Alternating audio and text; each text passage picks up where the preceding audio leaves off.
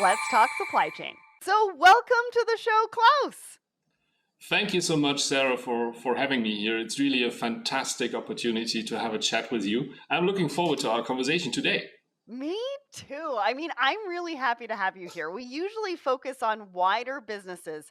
So it's really nice to put the spotlight on a person for a change, particularly one as multifaceted and talented as you. There's so much to talk about. So we're just going to dive right in. So tell us about your background. You've been working in business for what, 35 years? So take us back to where it all started and maybe give us an overview of your journey to where you are now. Yeah, thanks, Sarah, for the question. It's not yet 35 years. My gray hair may raise this impression.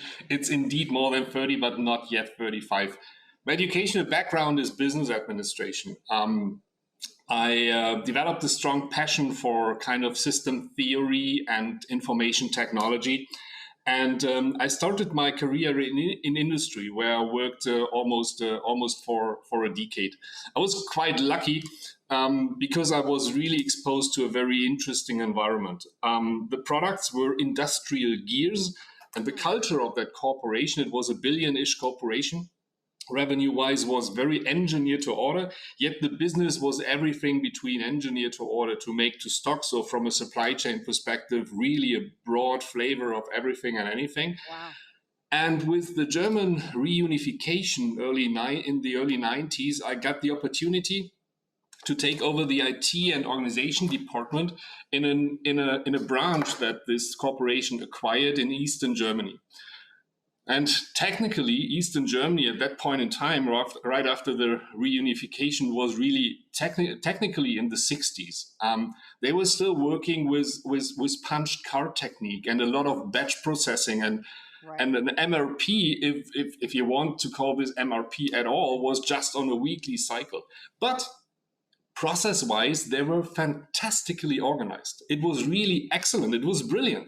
As an example, they were able to keep the integrity of a numbering system across 7 distributed sites without online connection, without online communication, without emails. It was just kind of manually organized and orchestrated. And this was the first time that I got the idea that the strength and resilience of processes is a result of 3 factors. And the technical enablement is only one of those factors, but the process design and last but not least, the process adherence are equally important.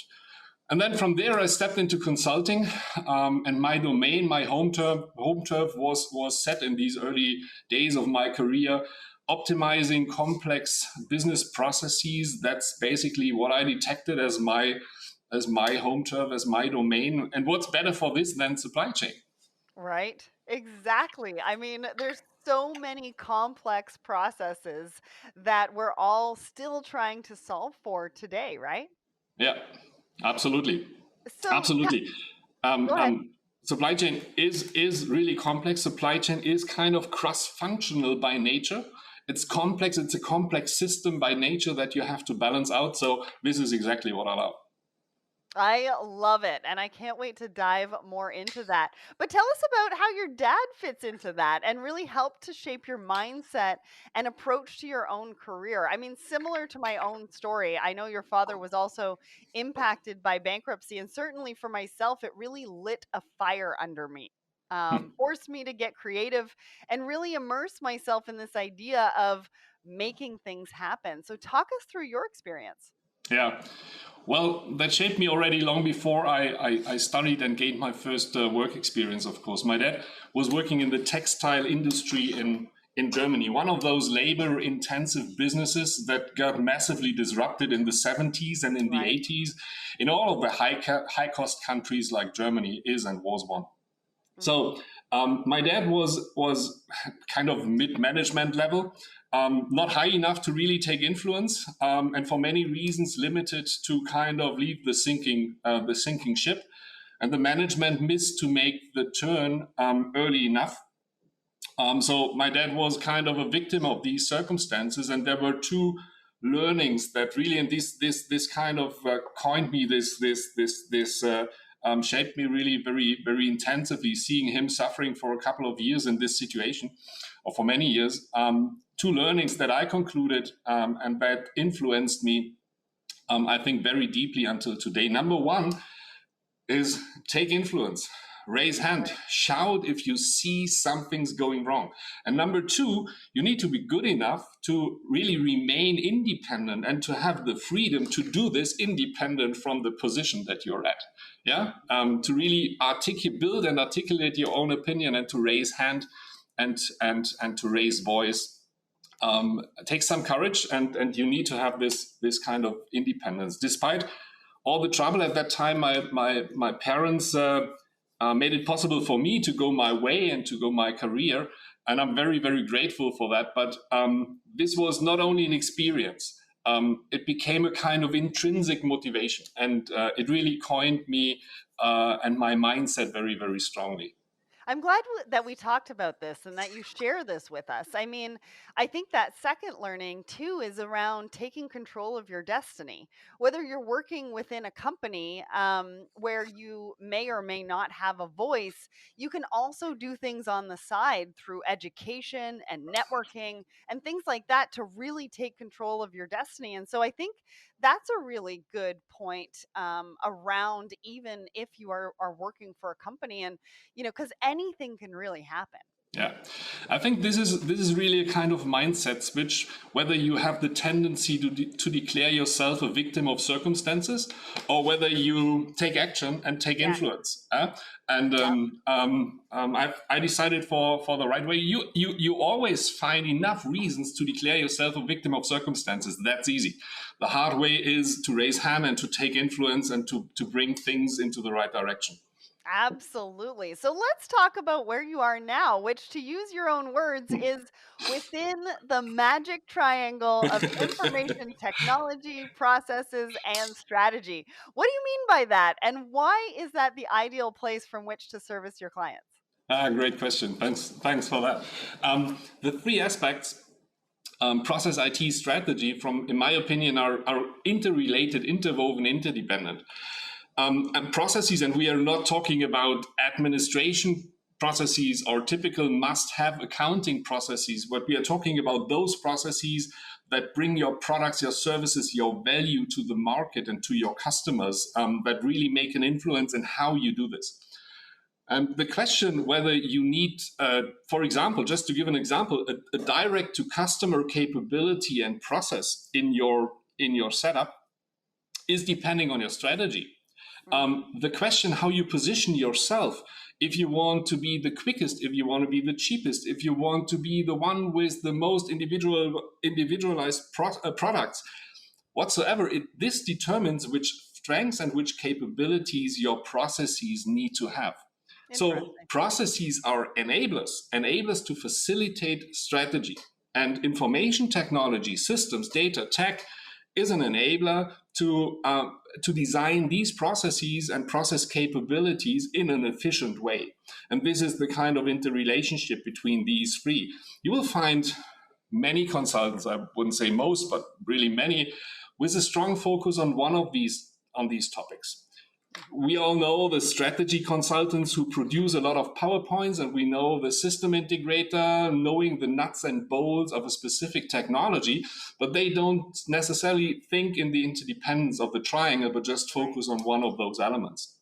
Right. So it's If really the important to bring all three together to be successful in not only what's happening in today's day and age, but also in that digital transformation. Absolutely, and there's one more aspect. It's not just thinking in the kind of ambiguity of this triangle or interdependence of this triangle. It's also the question of do you just want to be strong in conceptualizing things, or do you want to make it happen? Yeah. And Actually take action. my sweet spot, the place where I think we as a company, I personally need to be, is thinking in terms of this triangle and combining the capability of inventing smart concepts and driving innovation, but also not just putting them on nice PowerPoints. We all know that PowerPoint is very patient, but really make it happen, getting their hands dirty and get into it. And this is which I define as the ideal place. Smart concepts and taking action is my kind of business. I love that. And you have an upcoming book, which I Oh yeah. really want to explore because it's fascinating. It's called Tribal F Ups Digital. I don't know whether I'm allowed to use this word here or not. I will do Well, once at least. so if we do use the word, I have to mark this episode as explicit. So Okay, then. I think we're going to use F ups for now. So tribal F ups digital. So firstly, give us an overview. What's it all about? Who's it for? Yeah, honestly, this is a really crazy idea that I had. I But love but the title, anyway, by the way. I love it. I love it. it somehow goes back to my intrinsic motivation that I mentioned before, and that triggered me to raise hand and raise voice because I want to set an impulse because I see the world following a paradigm, and I think we should Okay. question this paradigm. I Hmm. truly think that digitalization and digital transformation is the next industrial revolution. It's not a nice to have. It's not driving some incremental improvement and efficiency. It's going to be disruptive. It's a do it or die type of thing. Yeah. Yeah. But do it does not necessarily mean do it in a way that it sustainably transforms. And Yeah. this is where I see the gap. Many corporations are doing are doing digital transformation programs and spending a hell lot of money on tech and on implementation. I Yeah. always say the crux of the word digital transformation is the word digital Hmm. because it puts everything into the IT and technology box. Digital transformation is an IT program. No, it isn't. It's a transformation program with the help of information technology. But Yeah. it's all about transformation. And technology is just an enabler that allows us to design different ways of working, much more integrated ways of working, much more, let's say, compressed ways of working. But what primarily has to change is the process. This Right. is where the rubber hits the road. Yeah.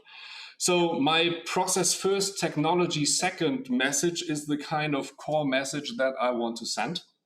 And it's a bit like, I don't know whether you remember him, Michael Hammer's revolutionary process re-engineering in the 90s. I started my career in the early 90s, so I was kind of exposed to this, and it really created a wave of process-oriented, process-centric thinking that we unfortunately have left again, and this paradigm needs to be shifted again. Hence, the target audience, you ask for the target audience, is C-level, C-suites, those ones that give the direction, and those ones that need to understand it's not just a let's do it, let's implement the system, here's the money, but it's really get it done rightly in terms of make it transformational so that afterwards the processes are really working differently from before. Amazing. And I think also thinking about transformation, not just how it can help right now, but really the long term vision for that transformation and the technology that you're putting into place, right?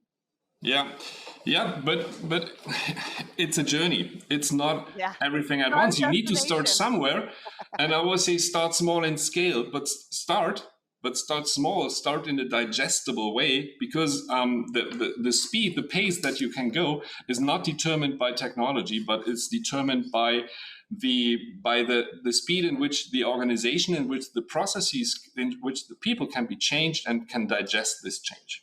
Yeah, because processes are going to be a continuous improvement activity because of how fast the world is changing right now. And since process is something that is really high on the priority scale for you, what made you write the book? Had you done anything like that before? I mean, it must have been quite an intimidating prospect. And what was the process of writing the book like? Yeah. So, honestly, bluntly, I haven't done anything like this before, Sarah. And Yeah. you can believe me that it's truly an interesting and very unique experience that I'm undergoing now. Mhm. After following my guts and deciding to go for a book without knowing at all what it might mean and what it may bring. I took a quite, let's say, unusual decision, and I've chosen a quite unusual path because the first thing that I did was to make my decision public and to start talking about the book. I'm going to write a book. And this was Yes. in February, and then started to reach out. And this is really an exciting journey that I made over the last 3-4 months. I started to reach out to target audience, and had many fascinating conversations already since then, and hopefully more to come.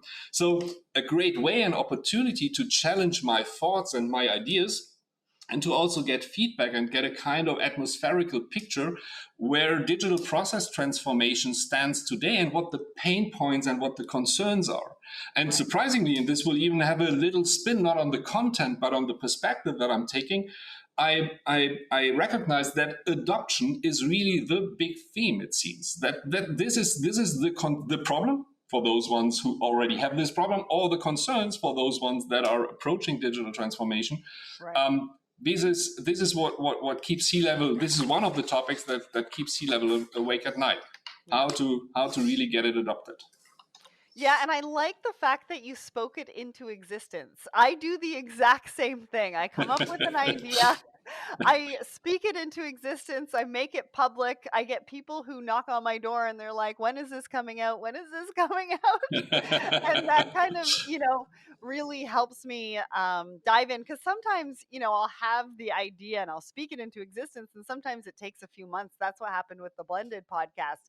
And so I love that you took that approach. But let's dive into some of the core themes, because they are so relevant to our listeners. I mean, the book really covers a lot of the trends we're talking about regularly on the show. So let's kick off with digital transformation. I mean, this has got to be one of the biggest buzzwords of the last couple of years. Yeah. And you say that this has led to a flurry of excitement around new technologies and this feeling that tech is the answer to all life's problems. But you don't necessarily agree with that. You say that actually less than 30% of digital transformation initiatives succeed in achieving their objectives. I mean, that is absolutely craziness. Talk Absolutely. to us about this. Open our eyes, because it's not a perspective I've heard a lot. And this on the background that it's really the next industrial revolution. Mm-hmm. Yeah. So it's a do it correctly or die type of thing. I haven't done the research, to be honest, leading to this 30% statement that I'm quoting. But simply watch out for the respective research that is done by McKinsey, by Boston, by Bain, and by others. But they are all pointing in the same direction, interestingly. Of course, assessing success is a question what you measure yourself against. Right. If you just measure at the let's do it, let's get it done type thing, and you implement, you get it up and running technically, the kind of user acceptance test tick box is ticked. Yes, projects might be assessed as more or less successful. But if you look at them, do it in a way that it sustainably transforms the way how we operate type thing, is if this is the threshold, most programs really fail. It might work technically, but the process, the people, the operational workflow doesn't adopt it. Right. And the most obvious symptom is very simple. It's the famous local Excel spreadsheet that survives. It's very simple, easy to detect. Digital transformation is not limited by technology. Digital transformation is limited by adoption. This is the limiting factor. And honestly, I know examples where corporations have taken big decisions, spent millions and years for technology-driven process digitalization, with the result that they made a step backwards. And that there was afterwards more Excel-dependent processes and process elements than before. It's really kind of fascinating, but also kind of frustrating. And I just can I jump in there just Oh, for well, one of course, second? I please. do have a question about that because a lot of the other conversations that I'm having as well is because within that digital transformation, they're actually adopting many different systems. So, for example, like a warehouse manager, maybe, or a director of warehouse has to go into several different systems depending on what data that they're looking for.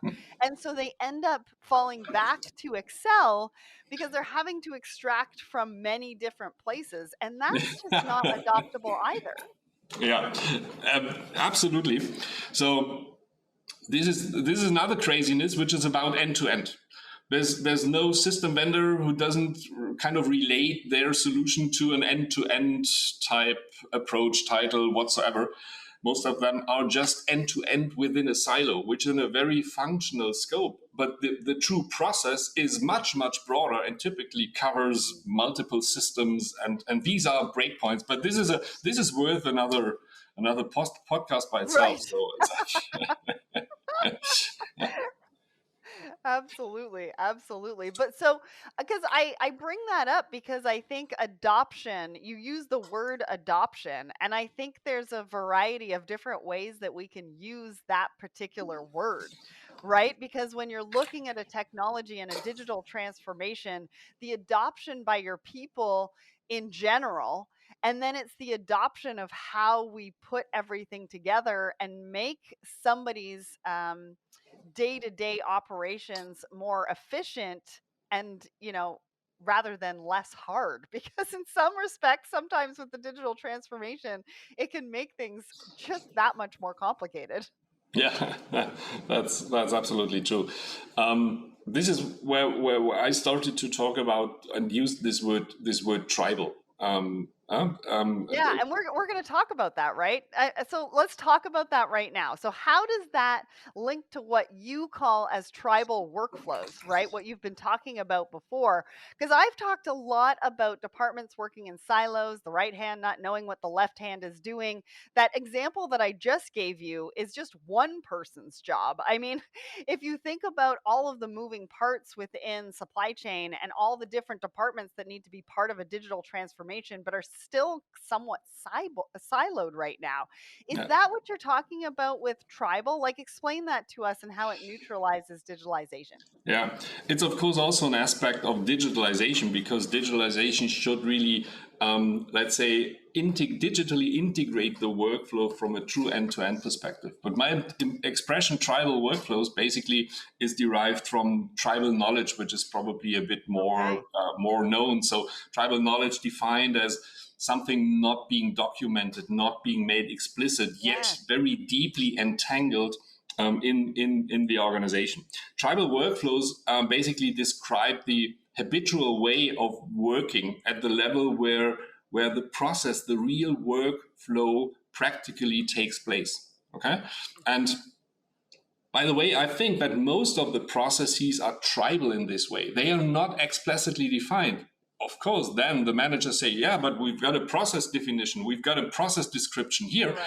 And then they pull out their ISO paperwork and present a process which is probably level 3 or level 2, but by far not reflective of the real operational work as it takes place. Hmm. So digitalization does not only superficially change the way how we are working, the operational way of working, but very fundamentally changes this. It allows visibility across silos. It allows to compress, to collapse steps that were formerly sequential steps into an integrated one. It allows that multiple dimensions, for example, value, quantity, capacity, are handled concurrently and not sequentially anymore. Right. What's needed for to really digitally transform in a sustainable way um, is a very detailed understanding of the very detailed workflow at the level where the work takes place. And this is valid for the as is, because this is something that we want to transform into a to be. But we need to have the understanding of the level where work really takes place. And this typically is missed. It's really hard work. It costs effort, it costs time, it costs money, but Yep. it's essential. It's absolutely essential. Yeah. Absolutely. The most digital transformation programs are missing this point. Technology gets thrown at just vaguely defined processes, and this doesn't work. This is waste of time and money. And if Yeah, and a capturing that tribal knowledge, which you started off talking about, is huge, right? Because we've got a lot of knowledge that is leaving industry right now that we also need to capture. And so, what you're doing is really bringing it down to the granular level, and then building on top of that, which I love. Yeah, absolutely. Because if a new workflow, if a really new to be workflow is not brought to life in a way that it can be operated, that is operational for the people who have to execute it, and they are stepping back to their habitual way of working, Yeah, you may have implemented a new software, but your effect is completely neutralized. This is the title kind of states it a bit differently, as we know, but this yeah. is where tribal, let's say, neutralizes digital. I love it. I love it. So, actually, technology just isn't the answer, right? Adoption, which is what you've been talking about, is the other half of the puzzle. But, seemingly very few people are working on that, which you've mentioned several times. So, what's your advice? How do we work on that adoption piece? Because from what you're saying, it's a big job, right? We have to work on education and changing mindsets before we even get started. So, how do we do adoption right? And what's the danger if we don't? It's even worse, Sarah. I wouldn't say it's half of the puzzle. I Okay. call it, I What's the call word? it, I call it the equation of effective digitalization. Got it. And this equation says effectiveness equals technology enablement times adoption. It's not plus adoption, it's times adoption. So if your adoption rate is zero, you're neutralizing everything. Mhm. Right? So, Yep. what is the value of the most sophisticated digital technology, Gartner Magic Quadrant? I don't know, that gets implemented and the practical process doesn't use it and continues to work the tribal way, the traditional way, with their Excel sheets and manual interaction. The value is neutralized, zero. And this is the risk that we are running. As I said before, I know examples where corporations spend millions and years for technology driven digitalization programs, resulting in exactly this step backwards. So you're asking what's needed for adoption. And in your question, I think you mentioned education and Mhm. changing mindset type thing. Yep. This is a good assist. What adoption needs much more, and much more than, and very different from classical change management, is exactly this very detailed, very granular process or workflow work in designing, in identifying the as is and designing the to be. Classical change management is about tweaking minds, changing mindset, raising kind of general understanding for the change that needed, communication, blah, blah, blah, blah, blah. It's also important, but this can't compensate the necessary process work. Yeah. Mhm. Um, the to be design of these processes, of course, do not only have to be detailed, but they need to consider the fundamentally new opportunities that digital technology offers, Mhm. which is really huge. But it needs to be broken down to the level where the work flows. In fact, And the and people that are this needs, just to make this point, this needs understanding on the C level. This yeah, needs more patience on the C level. And this is where, honestly, education and changing mindset starts. Because many C levels see this as a kind of, this is a program, this is a project. We start right. it, we finish it, it's done. We are digitalized. Mhm. Ticked. And this is where education and mindset starts. And hopefully, my book helps with that.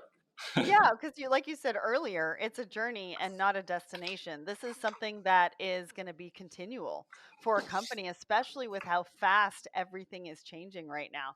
So the pandemic has put an even greater focus on digital transformation and getting it done as fast as possible in time for the next massive disruption. But from everything we've talked about today, we're not necessarily set up to achieve that effectively. So I want to ask you, what do you think the next couple of years is going to hold for the industry? Um, I mentioned those conversations that I had with target group people of my book in order to get Yeah. their thoughts and reflections and feedback. And I had the opportunity to talk to a chief supply chain officer from the life science area, and he said kind of that he's expecting Google and Amazon to be a disruptive distributor in their market, life science, in their market soon. Wow. And they said, or he said, if we can't answer their request in seconds, they will simply ping the next competitor. Hmm. This means our entire information chain needs to be completely digitally integrated in a very seamless way. We simply can't afford to have a very prominent, I don't know, end-to-end planning system implemented, but the people are still bypassing it and working manually with their Excel sheets. This doesn't work anymore. Yeah. Yeah. And this hits the nail with respect to two aspects that I think it kind of addresses. The aspect number one is the disruptive nature of digitalization and how it's going to change the business environment. My prediction is that what we got used to and what we all love in our consumer world, let's summarize it as the Amazon way. I think we all know what's meant with this. This will become reality in the B2B world as well, sooner than we all think. It is something that we are all used to in our consumer world, but it will be natural part of the B2B world. This is what's going to happen. And the aspect number two is again describing the importance of adoption and sustainable transformation. The shiny, superficial success of digitalization programs reported to the board, yes, everything's fine, is not only a masquerade, it's even dangerous because Right. it leads to the belief in a foundation that doesn't exist.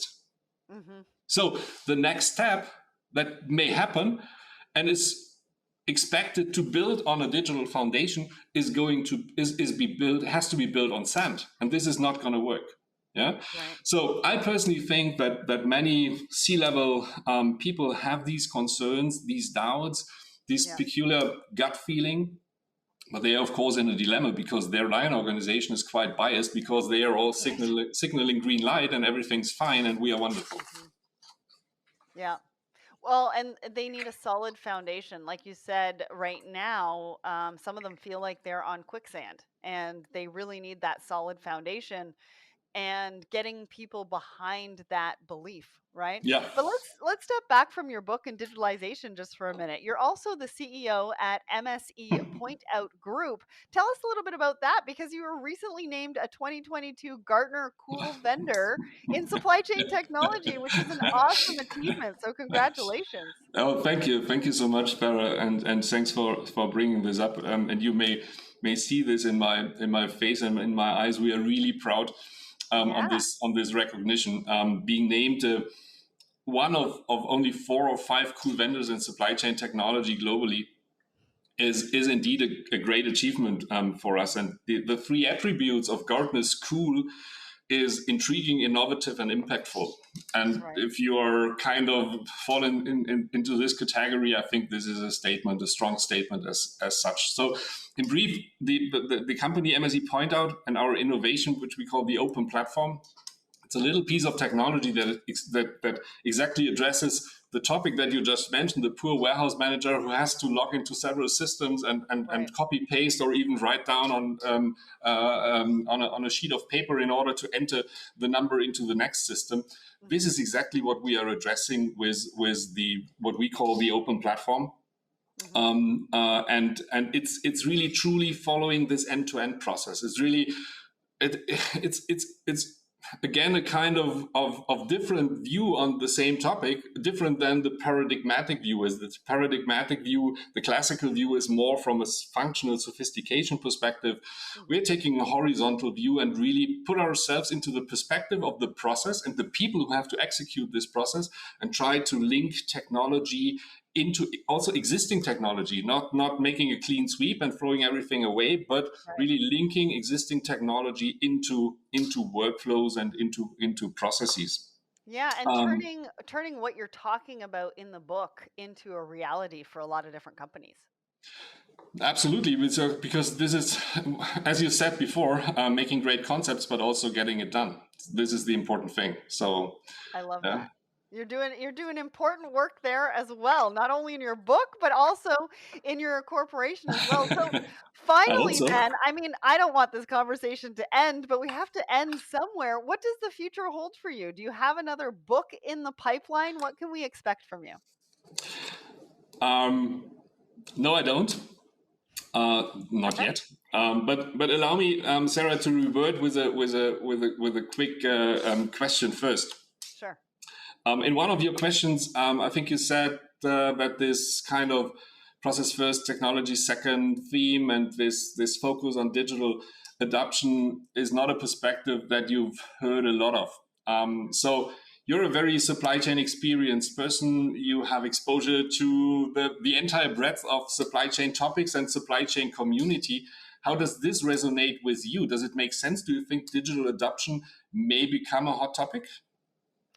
Yeah, I absolutely think that if it's not now, it absolutely should. I mean, at the end of the day, I think a lot of supply chain professionals are really navigating, a lot of the C suite, the supply chain professionals are really navigating this technology landscape. There's a lot of choice out there. And I think one of the things that we need to put an emphasis on is bringing a technology person onto our team that really understands the different aspects of not only what's happening within their supply chain teams as far as technology and digital transformation, but across the whole company. And I think the frustration at the moment is that everybody is still working in silos and they need more of a way to come together. But from what you're talking about today, taking it back to the granular level, looking at each person and each role that they're playing, what is it that you need to capture from that particular role and that particular person? I think is a huge move and can turn digital transformation really on its head because not only do we have to make sure that our data house is in order from a technology perspective, we also need to capture the data that is Oh not yeah. captured in technology right now. So, Data is also worth another podcast, but yeah. anyway, back to your question. Thanks. Great reply. Um, I also truly think that it's going to become a hot topic, and it has to because it's really crucially important. I Absolutely. don't have another book in the pipeline. I first of all want to exhaust my passion for this digital adoption topic, Yeah. and this is pretty big. I've recently seen a post with a photo of a billboard that said, "Whatever you do today, do it with the confidence of a 4-year-old in a Batman T-shirt." And this is I love it. and this is how I address this topic with all my passion and all my experience. I'm really looking forward to get even more input, viewpoints, feedbacks into the book that will be out then late summer. And would be delighted if some of our listeners today may want to have a chat, to exchange thoughts, to also share probably their experience on these topics. And feel free to shoot me an email on contact at klausimping.com. I'm more than happy to have those discussions and to incorporate the ideas or the thoughts and the perspectives into the book. Great, and connect with you on LinkedIn as well. I mean, I don't want to close out this conversation. I've really enjoyed it. I talk a lot about technology on the show and the potential that new innovations have to transform a historically dated industry. And that still lives very much in the world of pen and paper and Excel. But you have really made me think today, Klaus, and brought such a fresh perspective into this area. Thank you. Throwing budget at a new tech and expecting it to magically solve all your legacy issues and your siloed ways of working just really isn't going to happen, right? So, for business process transformation, adoption really is key. And it's something that every single listener should take back to their business today and take a second look at whether or not they're actually doing that successfully. If you want to find out more or pre order Klaus's book, Tribal, F-Ups Digital, you can check out Klaus Imping, KlausImping.com. A massive thanks to Klaus for joining me and Thanks for helping me having make this me. episode happen. Thanks so much. Thanks for having the opportunity to talk to discuss about these topics, these ideas. It was a fantastic discussion, and looking forward to any kind of follow up. We have detected so much points that we could follow up on. Thank you so much for today, Sarah.